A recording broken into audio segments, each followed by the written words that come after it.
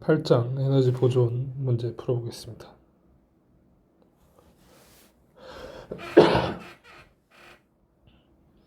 자연낙하하는 공에 대해서 생각을 좀 해보도록 하겠습니다. 공기 저항을 무시하고 지표면에서 높이 y에 도달할 때 공의 속력을 구하라.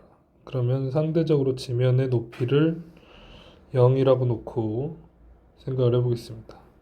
운동에너지랑 위치에너지, 운동에너지랑 위치에너지 혹은 포텐셜 에너지, 그래서 역학적 에너지 합이 보존된다 이렇게 쓸 거고요. 운동에너지 마지막 위치에서의 속도, 그 다음에 y, 여기가 이제 마지막 위치예요. 거기에서의 포텐셜 에너지 이렇게 쓰고, 처음 속도가 0이었기 때문에 얘 0이 됐고요. 얘는 mgh, 처음 위치가 h였기 때문에 h가 됐고요.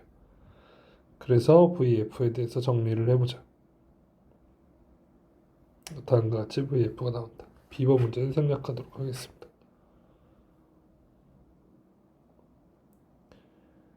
배우의 무대 입장에 관한 문제를 풀어보자. 연극 공연 중에 무대 위를 날아서 등장하는 배우고요. 배우의 질량이 65kg, 멜빵 장치와 130kg의 모래주머니, 가벼운 철선으로 연결되어 마찰이 없는 도르래 위를 움직인다. 철선의 길이가 3m.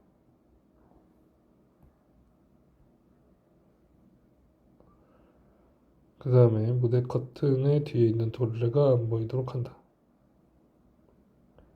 배우가 공중에서부터 무대 바닥으로 줄에 매달려 날아와 사뿐히 착지하라. 사뿐히 착지.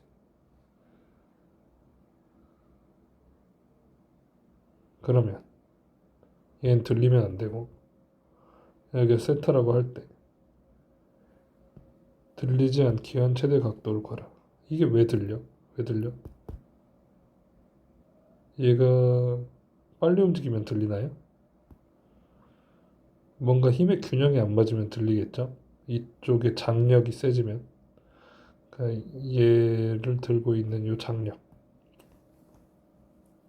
잘 버티고 있을 텐데, 그래서 요 모래 주머니 입장에서 보면 아래로 작용하는 mg, 그 다음에 장력, 그 다음에 수직항력, 요게 이제 균형을 이루고 있는 중이에요.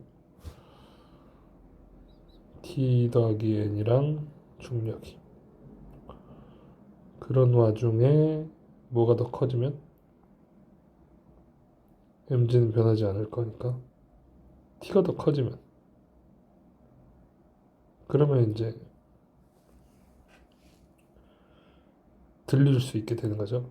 근데 이쪽에서 방정식을 써봅시다. t, 얘는 지금 얘의 중력에 대한 이쪽 방향 성분하고 같이 고려를 해야 되는 거죠. 그래서 장력이랑 이쪽 방향 중력이랑 같이 고려를 하면 이쪽으로 구심력이 생기는데, 구심력이 생기는 문제를 풀어봅시다. 배우의 질량 R분의 V제곱, 여기서 이제 그 줄의 길이가 R이 되고요. 그 다음에 이게 T에서 요 mg에 대해서 세타가 있을 때 코사인 마이너스 mg 코사인 세타, 요렇게 이제 되는 거예요.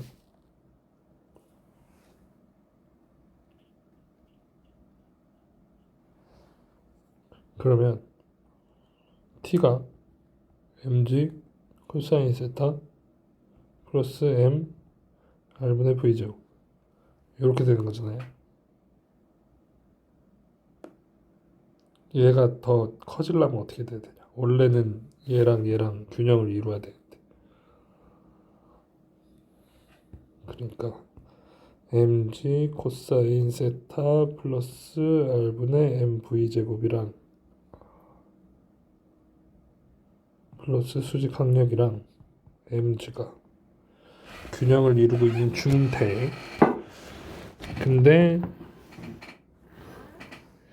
그렇지 않은 상태가 될 수 있다. 언제 그렇지 않은 상태가 되는 거지?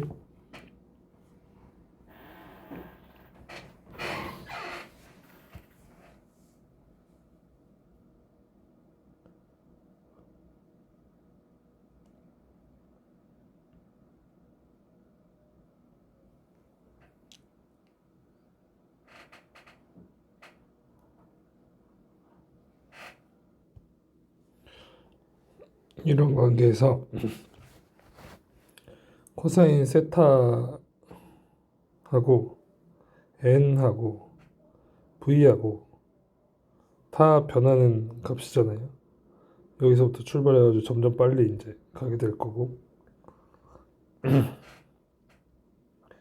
수직 항력도 이 관계에 의해서 결정되는 값이니까 이제 변할 거고, 세타는 점점 줄어들 거고.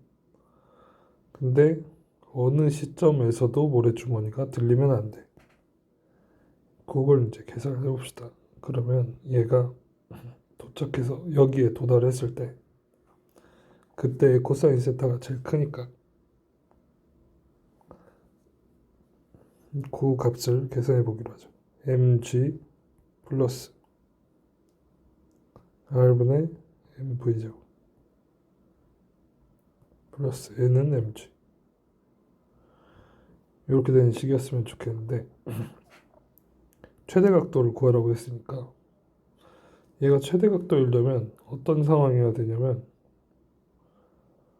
수직항력이 0일 때, 겨우 그냥 땅바닥에 붙어 있을 때, 이제 얘보다 0보다 작아지면, 수직항력이 0보다 작아진다는 얘기는 뭐냐면 지면하고 접해 있지 않다는 얘기거든요.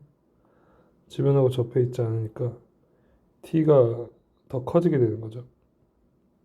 t가 더 커져서 얘가 작아지게 되고 이미 얘는 떠버렸고, 그러면 이제 t 빼기 mg를 하게 되면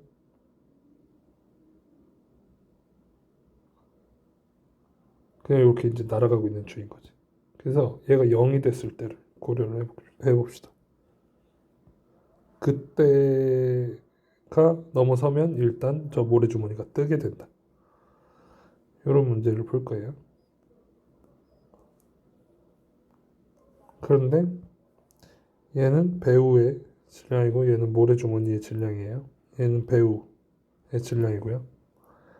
이렇게 했을 때 이 배우의 속도가 어떻게 결정되냐라는 걸 계산을 해볼 필요가 있는데, 얘 진짜 점점 빨라질 거잖아요. 이렇게 원운동을 해가지고 점점 빨라질 건데, 원운동 하는 거에 속도는 어떻게 결정되지? 등속 원운동은 아닐 거니까. 구심력도 있고, 왜냐면 이쪽 방향으로의 힘도 있잖아요. 아까 이 mg를 이쪽 방향이랑 이쪽 방향 이렇게 분석을 했는데 이쪽 방향 mg 사인 세타가 존재를 하기 때문에 점점 빨라질 거란 말이죠. 근데 그 가속도를 구하기가 상당히 껄끄럽네. 이럴 때 지금 써야 되는 방정식이 얘다. 역학적 에너지 보존 법칙을 쓰면 이 문제를 해결할 수 있다. 그래서 마지막 있지, 여기에서의 벡터의 그 값을 써보면 운동 에너지 가지고 있고요. 요 지점 얘의 질량 중심이 여기에 도달을 했을 때,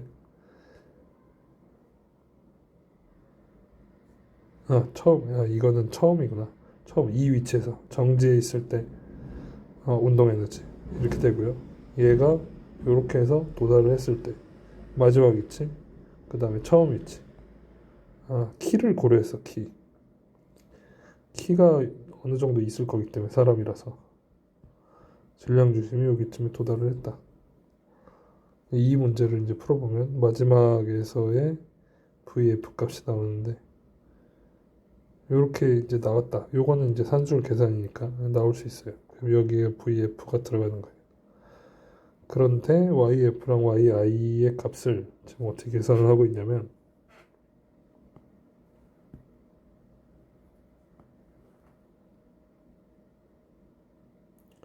이렇게 수선의 발을 내리고 요 차이를 구하고 싶은 건데 요 차이가 얼마다라고 하고 있냐면 이게 r일 때 r 코사인 세타이기 때문에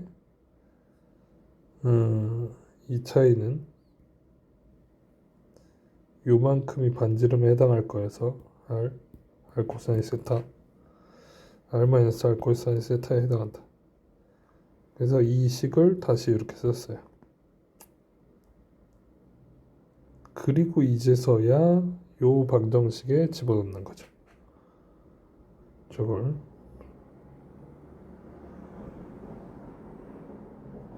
그래서 M100G 이게 이제 모래주머니 벡터의 질량 벡터의 구심력 나오는 식에다 집어넣으면 코사인 세타카 다음과 같이 써지게 되는데 식을 대입하면 요거는 이렇게 나온다.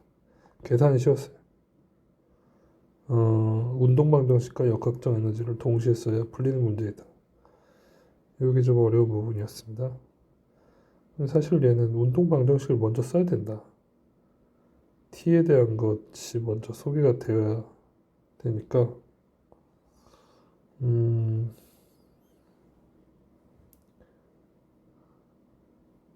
벡터 기준으로 y축 방향의 운동방정식을 썼고요.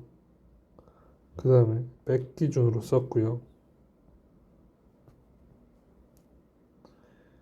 그리고 두 개를 합쳐서 이렇게 만들었어요. 여기서 수직 항력이 0이어야지 된다. 그래야지 뜨기 직전이다. 모래주머니가. 이런 가정이 포함됐습니다.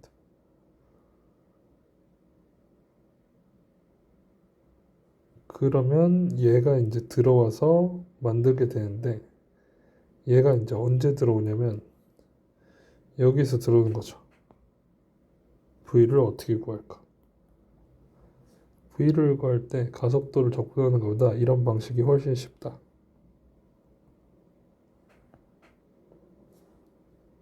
얘를 구하려고 얘를 쓴 거고요. 그렇게 해서 나오게 된 9번을 여기 이제 집어넣는 거예요. 그 다음에 계산, 세타를 구하려고. 이렇게 계산이 됩니다. 이 운동 방정식이 제일 먼저 떠올라야 된다. 용수철 공기총 보겠습니다. 용수철 공기총의 작동 원리는 방아쇠를 당겨 용수철이 튕겨나가도록 하는 구조이다. YA만큼 압축했다. 연직으로 발사되었다가 YC까지 올라갔다가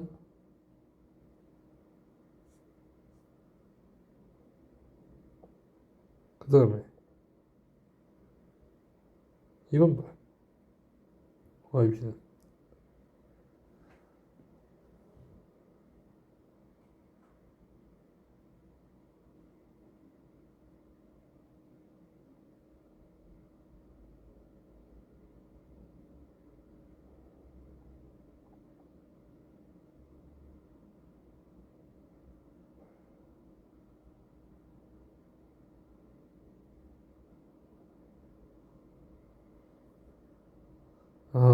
요게 이제 뭐냐면 용수철이 탄성력이 없는 상태, 다 늘어난 상태를 얘기하는 거야. 여기를 기준점으로 하자. 그럼 여기가 최대로 압축됐을 때에 어떤 이제 탄성 에너지를 가지고 있다가 그게 요만큼 이제 평형 상태로 돌아갔지만 속도를 가지고 있기 때문에 계속 날아가서 요 높이까지 이제 올라가게 된다.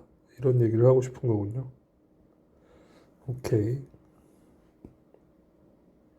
이거를 뭘로 풀어보자? 역학적 에너지 보존으로 풀어보자. 에너지의 변화량이 0이다. 에너지를 뭐뭐뭐를 가지게 되냐면요. 저 구술, 공기총의 총알, 운동 에너지, 그 다음에 중력 포텐셜 에너지, 그 다음에 탄성 포텐셜 에너지 이렇게 갖게 됩니다. 운동 에너지 공식이고요. 중력 포텐셜 에너지 공식이고 탄성 포텐셜 에너지 공식이에요. 그래서 나중값 빼기 처음값 써보겠습니다. C가 나중값, A가 처음값. C 나중값, A가 처음값. 둘 다 정지해 있죠. 최고점에 도달해서 정지해 있고 앞으로 떨어질 거긴 하지만 그 다음에 높이 차이 여기 기준으로 해서 0 기준으로 해서 C만큼 A만큼 그 다음에 탄성 포텐셜 에너지 처음에는 X만큼 그리고 나중에는 탄성 포텐셜 에너지로부터 자유로운 상태 이렇게 계산이 되겠습니다. 용철 상수를 구하라고 했기 때문에 K에 대해서 정리하면 다음과 같은 식이 나온다. X를 얼마나 압축했냐 Y A 갖다 썼고요. YC 20m만큼 올라갔다 0.120만큼 압축했다. G, M, E 이만큼의 용철 상수. 용수철을 뭘 쓰냐에 따라서 얘를 뭘 쓰냐에 따라서 얘가 결정된다. 얘랑 얘를 얼마나 압축하느냐에 따라서 얘가 결정된다. 그렇군요. 평행위치 B를 지날 때 총알의 속력을 구하라. 역시 포텐셜 에너지랑 운동 에너지의 합이 변화량이 0이다. 풀어볼게요. 운동 에너지 VB를 지날 때 0, 처음 속도, 그 다음에 중력 여기 기준점 0이라고 하기로 했으니까 그리고 처음 압축했을 때 YA를 압축해서 마이너스로 쓴 거에 좀 관심을 주면 좋겠어요. 나중 위치 탄성 포텐셜 에너지가 없고 처음 위치 압축되어 있을 때 이만큼의 에너지를 가지고 있다. VB는 하고 정리를 하면 식을 정리하면 다음과 같이 된다. 숫자 대입하면 K 앞에서 구했고요. X 마이너스였지만 제곱해서 플러스가 됐고 M 총알의 M 2 9.8 YA 계산하면 19.8 초당 19.8 꽤 빨리 나가네요. 그렇게 나가면 20m 정도 올라갈 수 있다.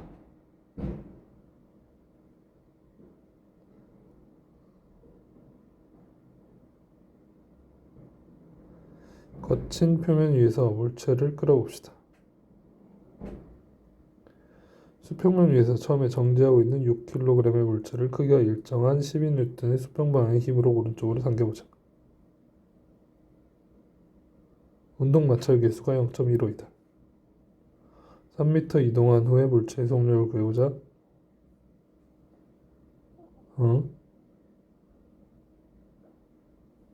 일을 해줬어. 그러면 운동 에너지가 커져야 돼. 얘가 그냥 마냥 보존되는 게 아니라 일을 해준 만큼 증가를 해야 돼. 이라고 쓴 거죠. 근데 높이 변화가 없어. 높이 변화가 없는 거지만 어쨌든 그래서 얘 고려 안 하고 일은 F 델타 X 이렇게 써줄 거고요. F만큼 힘을 가해서 D만큼 이동을 시켰다.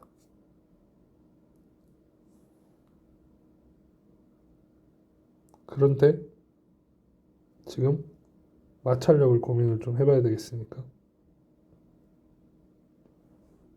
정지하고 있는 물체를 수평 방향의 힘으로 오른쪽으로 당겼을 때 속력이 점점 빨라질 거냐 느려질 거냐에 대한 얘기를 하고 싶다는 거죠. 오케이. 그러면 자 이렇게 생긴 거에서 F 빼기 F 델타 X가 2분의 1 mv 제곱 빼기 0 이렇게 되는 식이에요. 그걸 다음과 같이 써놨습니다. 일을 한 거 마찰력이 일을 한 거 얘를 이렇게 이제 양변에 풀어서 써놓은 거죠.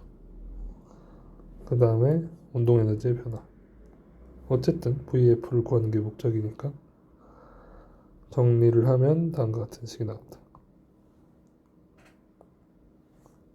2 곱하기 3. 3은 뭐야?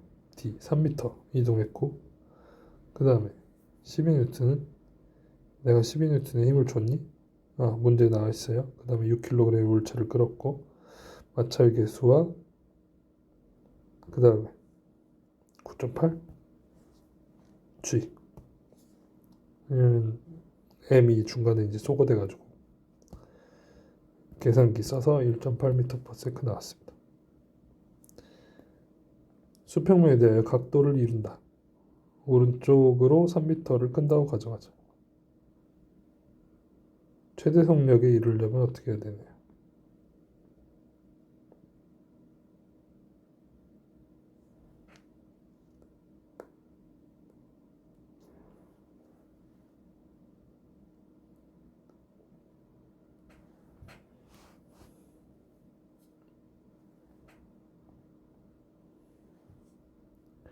이렇게 해보겠습니다. 또 같은 공식 쓸 건데요.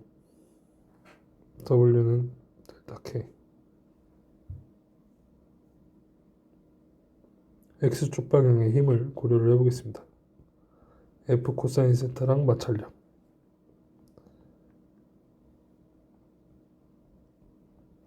으로 델타 X만큼. 이렇게 했는데 얘가 2분의 1 MV제곱. 정지해 있는 상태에서. 근데 이제 마찰력의 크기를 구해야 되는데, 마찰력이 어떻게 생기냐면 μn이란 말이에요. 마찰력 μn. 근데 여기서 n이 얼마냐? n이. 그럼 y축 방향 분석을 좀 해야 돼요. 이 물체한테 n이 얘의 요 y축 성분도 관여를 하고 있기 때문에 F 사인 세타랑 수직 항력이랑 더해서 중력이랑 같다. 그러면 수직 항력이 이렇게 이제 나오게 된다. mg-f 사인 세타. 그러면 요 자리에 이게 들어가게 되는 거죠.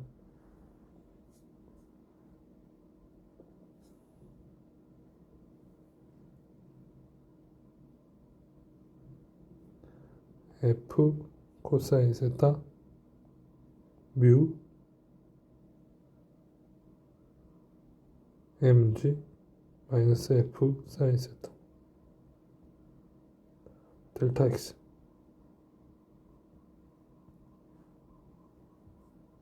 는 2분의 1 mv 제곱. 이렇게 생긴 식이 나오게 됩니다. 그걸 요약하면 fd 코사인 세타 델타 x를 d라고 썼고요. 그 다음에 뮤 kn d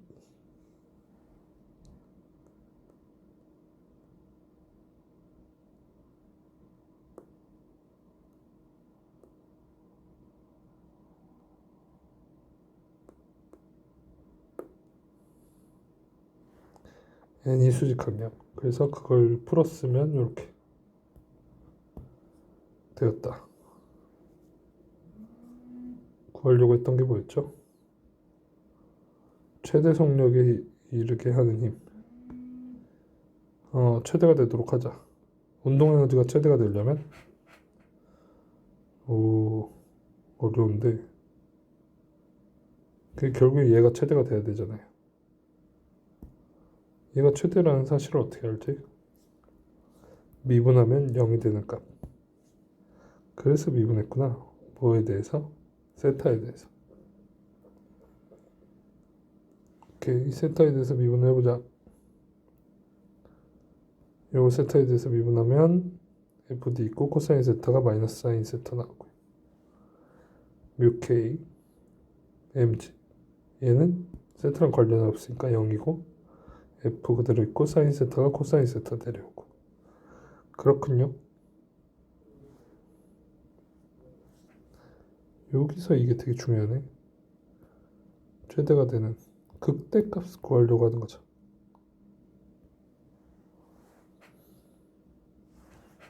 이런 식이 이제 간추려지게 되고, 그러면 다음과 같은 식이 나왔다. 요거 이제 세타 구하는 거니까 탄젠트 인버스 써서 계산하면 8.5도. 의외로 수평이 아니네. 물체 용철 K 1.6kg인 물체가 용철 상수 1000N per 미터 인 수평방향 용철에 연결되어 있는데 2cm만큼 압축한 뒤에 정지 상태로부터 놓는다. 마찰력이 없을 경우 X는 0인 지점을 통과할 때 속력을 구하라. 그러면 요때 탄성 포텐셜 에너지가 통과하면서 운동 에너지로 전환된다. 이렇게 좀 해볼게요. 탄성 포텐셜 에너지가 운동 에너지로 전환된다. 이런 공식입니다. V에 대해서 정리하면 다음과 같이 나오게 되고요. 괜찮은데? 물체를 놓는 순간부터 운동에 저항하는 일정한 마찰력이 작용한다. 만약에 그렇다고 하면 이 문제를 어떻게 쓸 거냐? 마찰력도 일을 하게 되기 때문에 마찰력이 깎아먹는 것만큼을 포함해야 되겠죠. 스프링이 가지고 있는 탄성 포텐셜 에너지가 있었는데 그런데 운동 에너지 전환도 돼야 되긴 하지만 마찰력이 써먹어 버리는 일도 있다. 이렇게 공식을 썼습니다. 마찰력이 뭐 어렵지 않게 그냥 4N이라고 주어져 있기 때문에 여기다 4를 집어넣으면 되고요. 여기서부터 식 정리하고 숫자 대입하는 일입니다.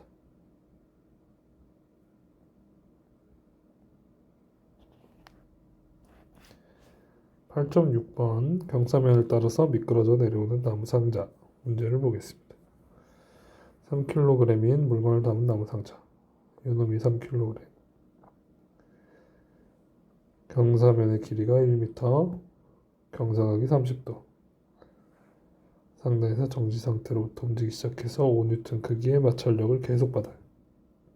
마찰력이 이렇게 작용을 하고 있는 거죠. 5N.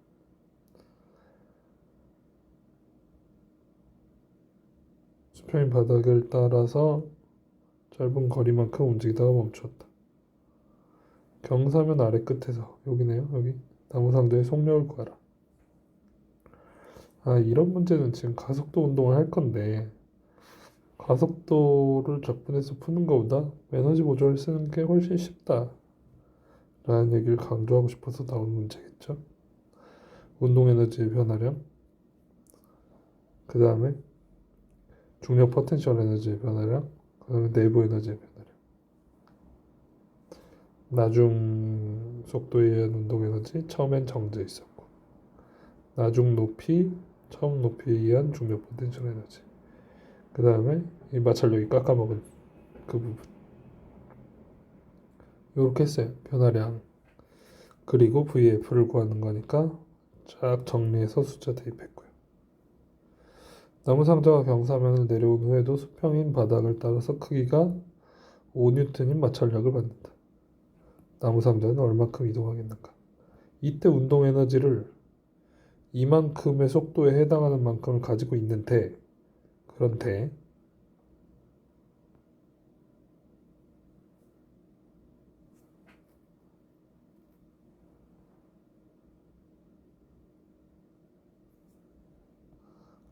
그 이후에도 5N의 마찰력을 계속 받아. 그럼 그만큼 다 쓰고 나면 정지를 해야 되겠죠. 오케이. 그런데 얘를 신기하게 풀었네. 지금 2.54라는 값이 어차피 여기에서 5N을 계속 일정하게 쓰면서 내려왔으니까 여기서도 5N을 계속 마찰력을 쓸 거면 그냥 그 토탈 거리를 계산해 주면 되겠다. 이런 얘기네요. 그래서 운동 에너지를 복잡하게 이걸 쓸 거 없이 처음 요 위치에서의 운동 에너지를 쓰자. 마지막에도 정지해 있을 거다. 그다음에 처음 높이, 마지막 높이. 그 다음에 얼만큼 이동했냐.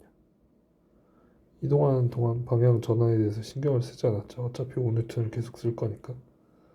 그래서 D 토탈이 얼마 나오면 2.94 나오는데 요만큼을 포함한 값이에요. 이만큼을 포함한 값이기 때문에 미끄러진 길이는 1.94가 나온다. 근데 만약에 이 지점부터 새로 쓰려고 했다면 문제가 복잡해지는 거예요. 마지막은 0이 되는데 처음은 2분의 1 mv제곱이 있고요. 그 다음에 여기가 0 빼기 0이 되고요. 높이가 똑같으니까. 그 다음에 fk의 d가 되는데 이 식을 풀어야 되는데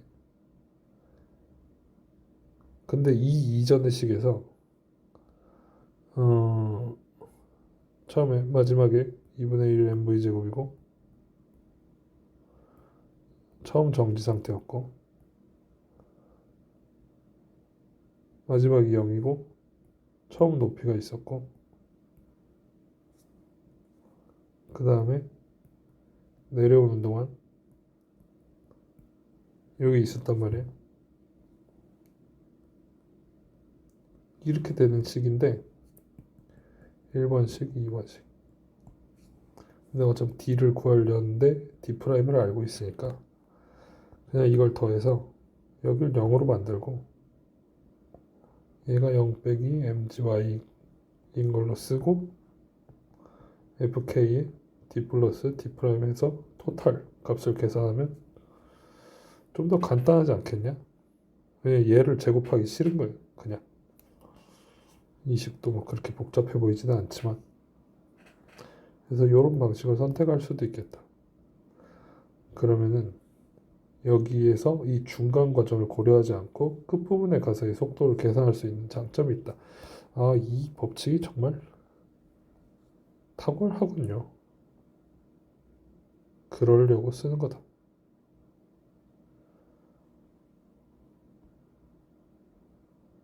이 챕터는 문제가 진짜 되게 많네. 용수철 충돌.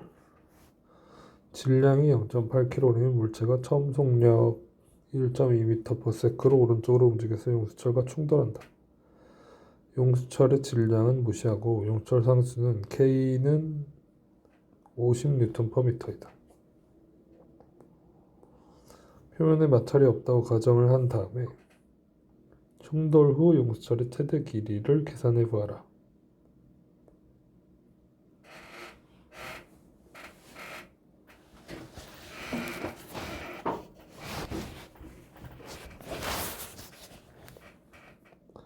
운동 에너지의 변화량과 요거는 이제 높이 변화가 없으니까 탄성 포텐셜 에너지겠죠. 나중값 정지에 있었고요. 처음값 VA로 움직이고 있었고요. 최대로 압축됐을 때를 얘기한 거죠. 그 나중값 최대로 압축이 됐을 때 그리고 처음 평형 상태에 있을 때 이렇게 식을 썼습니다. 두 번째, 표면의 물체 사이의 마찰계수 UK가 0.5 운동 마찰력이 작용한다면 물체의 속력이 1.2라면 최대 압축 길이는 얼마인가? 덜 압축되겠죠? 요걸 고려를 하라라는 얘기예요. 여기까지 식이 똑같아요. 이렇게. 근데 요 조금 덜 압축되겠지. 그게 이제 뭐 때문이냐? 마찰력이 깎아먹은 1 때문이다. UMG 곱하기 XC.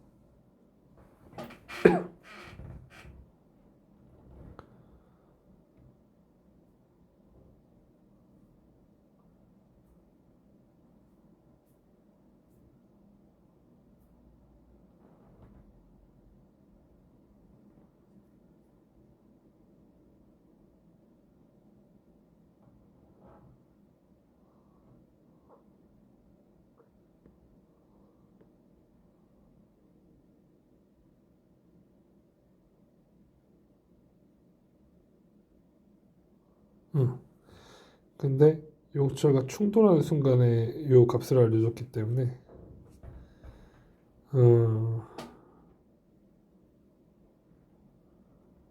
충돌하는 순간에 요 값이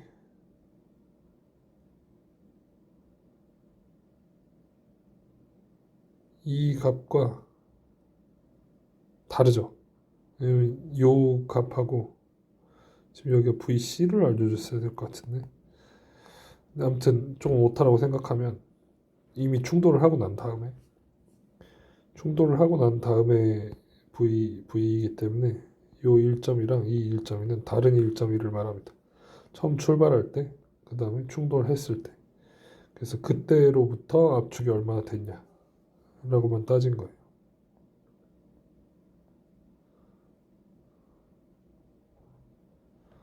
연결된 물체의 운동. 이건 왠지 뉴턴 방정식을 써야 될 것 같이 생긴 운동인데, 도르래에 걸쳐 있다. 질량이 m1, 인물체는 용철 상수가 k인 용철에 연결되어 있다. m1과 m2, 인 물체를 정지 상태에서 놓았다. m2가 정지하기 전까지 h만큼 떨어진다. 어쨌든 얘 잡아당기는 중력이 있으니까요. 그게 얘가 잡아당기는 힘이랑 이제 균형을 잃으면 멈추게 되겠죠. m1과 수평면 사이의 운동 마찰 계수를 구하여라. 근데 이게 이제 복잡하게 운동 방정식을 쓸 거 없이 역학적 에너지의 보존을 쓰면 그냥 풀리겠냐? 이렇게 물어본 거죠.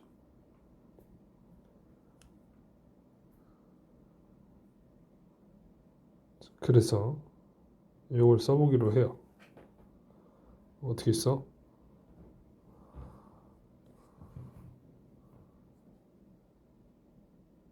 얘랑 얘랑 다 써보기로 하는 거지. 그런데 이게 이제 처음에 처음에 가지고 있는 거 처음에 가지고 있는 거는 얘 얘가 가지고 있는 중력 포텐셜 에너지. 얘 중력 포텐셜 에너지가 안 변하니까 딱히 고려를 할 필요가 없어요. 그 다음에 얘한테 있는 그 탄성 포텐셜 에너지 처음에 없을 거야. 근데 이제 마지막에 늘어나게 되면 그게 이제 보이게 되겠죠. 요만큼 변화를 한 거에 대해서 얘가 변화를 한 거에 대해서 얘가 이제 늘어나는 거니까 그 변화량에 대한 고민을 좀 해야 되겠다. 근데 그 변화량이 얼마냐? 요렇게 요렇게 된다. 그러면은 둘이 같다라고 놓으면 되는데 그냥 마냥 같다고 놓을 수가 없다. 왜냐면 여기서 마찰력이 깎아먹는 일이 있기 때문에. 그 마찰력이 깎아먹는 일을 계산해보자. 그냥 이렇게 됐어요. 뮤mg랑 h만큼 이동할 때 얘도 h만큼 이동할 거니까. 어? 괜찮은데? 근데 어디에는 마이너스가 붙고 어디에는 플러스가 붙었어. 이게 무슨 일이지? 음.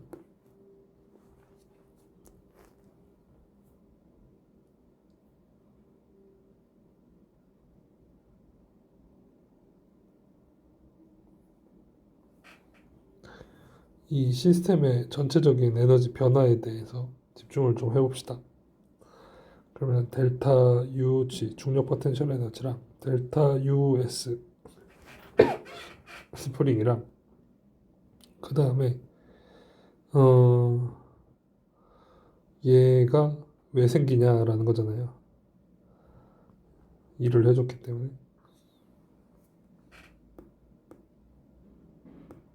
생긴다. 그러면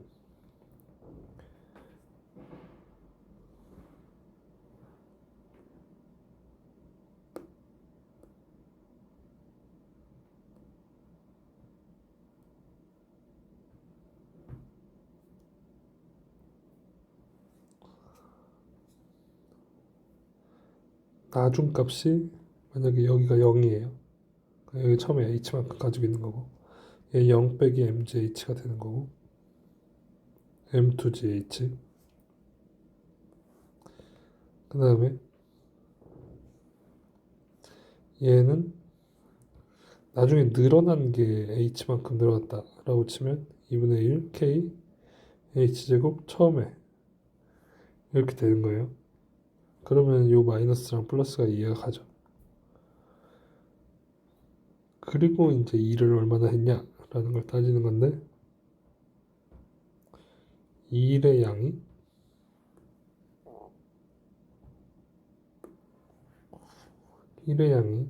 마찰력이 이쪽 방향이고 뮤 mg가요. m1g. 그리고 이쪽 방향으로 이동을 했단 말이에요. h만큼.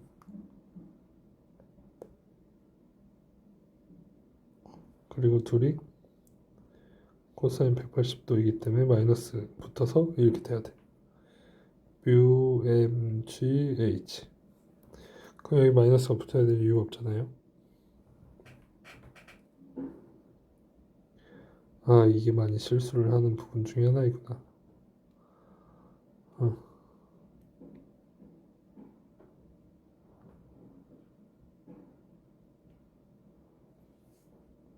요렇게 쓸 때는 뭔가 이게 이 시스템의 운동 에너지 증가에 조금 보탬이 되는 일을 할 때, 여기서 이제 바람을 불어준다거나 그런 일을 할 때 이렇게 쓰게 되고요.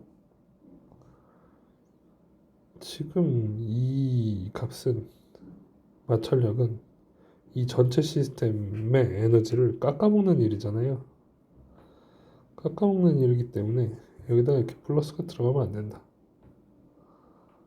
얘는 여기에 내부 에너지의 변화, 요렇게 들어가 줄 필요가 있는 거죠.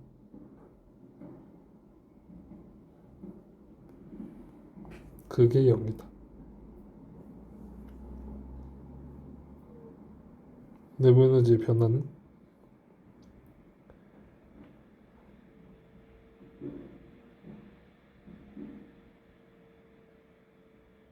나중이 얼마를 쓴 거야?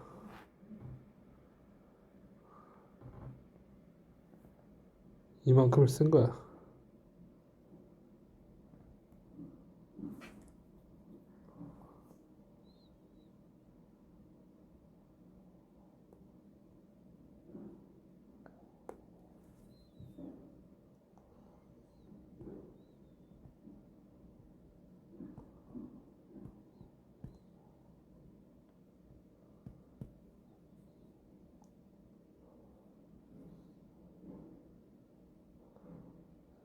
처음이 이런 상태였고요.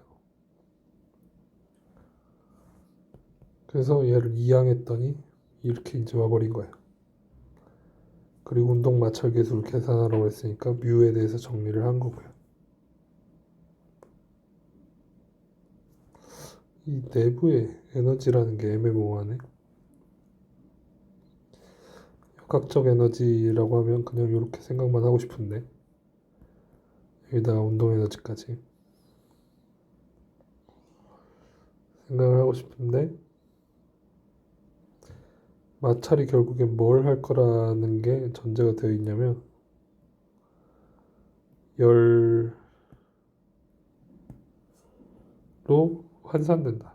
그래서 여기서 마찰이 얘랑 일어나면 그 마찰이 이 시스템의 그 열적인 부분을 높일 것이다. 이렇게 이제 생각이 되는 부분인 거죠. 그래서 8.8번 뿐만이 아니고, 그러니까 이런 문제요.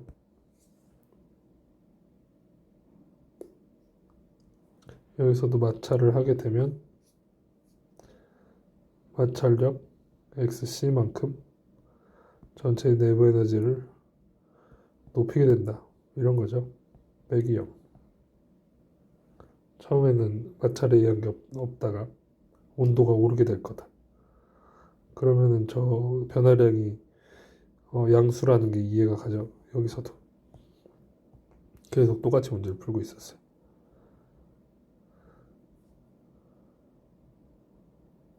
마찰력으로 D만큼 이동을 하게 되면 내부 에너지가 플러스다.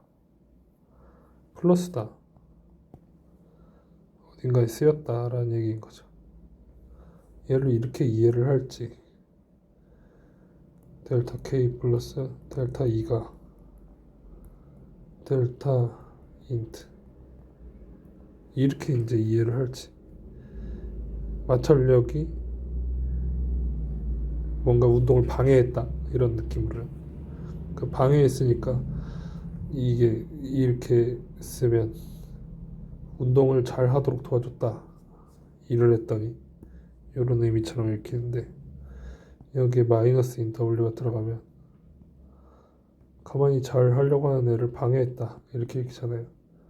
그래서 마찰력은 약간 방해하는 걸로 들어가는 거죠. 얘 이렇게 그러면 마이너스 FK D 토탈 이렇게 되니까 마찰력만큼 깎아갖고 에너지 전체를 깎아먹었다, 음수로 만들었다 에너지를.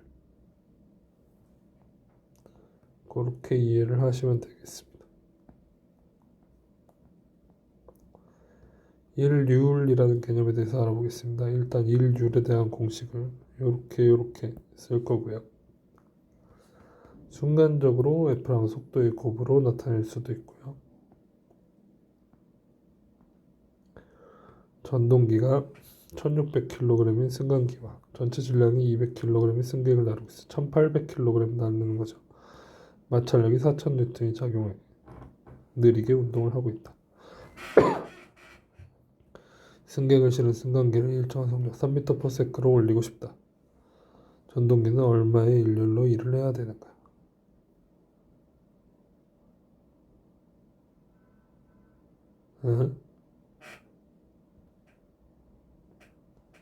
일정한 속력으로 올리겠다? 그럼 가속도가 없는 거잖아요. 그 F가 0이 되면 되는 거 아니야?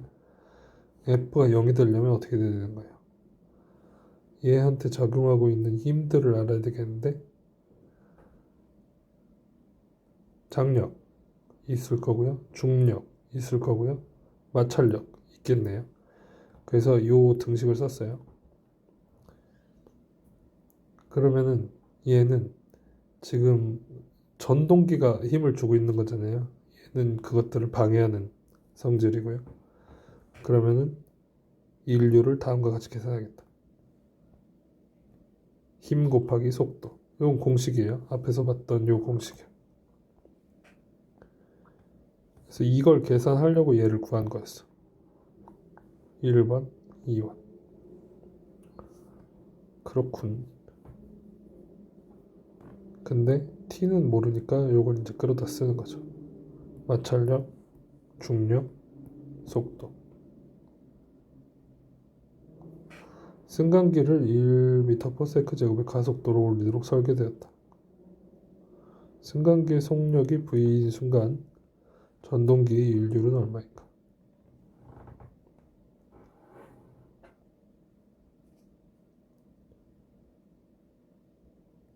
가속도가 커졌네. 이럴 수가. 그러면 t에 가속도를 포함시켜야 되네. 그렇군요.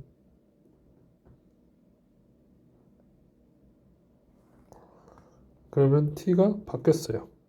이렇게 tv를 구할 건데 v가 얼마야? v인 순간. 그럼 이렇게만 하면 되잖아. v가 3이라고 언제 그랬어? 3보다 빨라져야 될 것 같은데. 아무튼 3인 순간, v가 3인 순간이라고 하면 일률이 더 커졌다. 이 일률이 파워예요, 파워. 그래서 P라고 쓰는데 전력이라는 개념도 있고요. 전기적으로 생각했을 때. 그래서 전력을 더 세게 내야 가속도가 붙는다. 이런 얘기를 하는 문제입니다.